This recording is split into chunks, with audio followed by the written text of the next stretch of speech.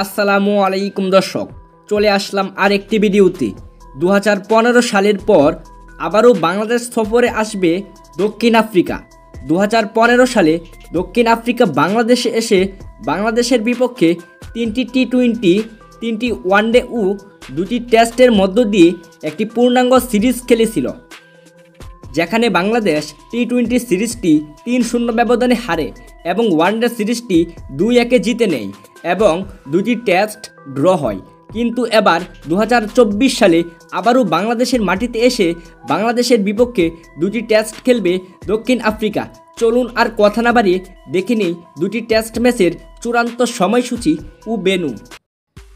বাংলাদেশ বনাম south Africa 2024 প্রথম test ম্যাচটি শুরু হবে আগামী 21শে অক্টোবর, সময় সকাল 9টা 30 ভেন্যু মিরপুর স্টেডিয়াম, ঢাকা। বাংলাদেশ বনাম সাউথ আফ্রিকা 2024 দ্বিতীয় টেস্ট ম্যাচটি শুরু হবে আগামী 29শে অক্টোবর, সময় সকাল 9টা 30 venue Zahur Ahmed cricket stadium, Chattogram. Shakib Al Hasan তিনি চেয়েছিলেন সাউথ আফ্রিকার বিপক্ষে প্রথম টেস্ট ম্যাচটি খেলে তিনি টেস্ট ক্রিকেট থেকে অবসর নেবেন। বিসিবি কি তার এই ইচ্ছাটা পূরণ করবে? জানান আপনার মতামত ভিডিওর কমেন্ট বক্সে কমেন্ট করে। Thanks for watching.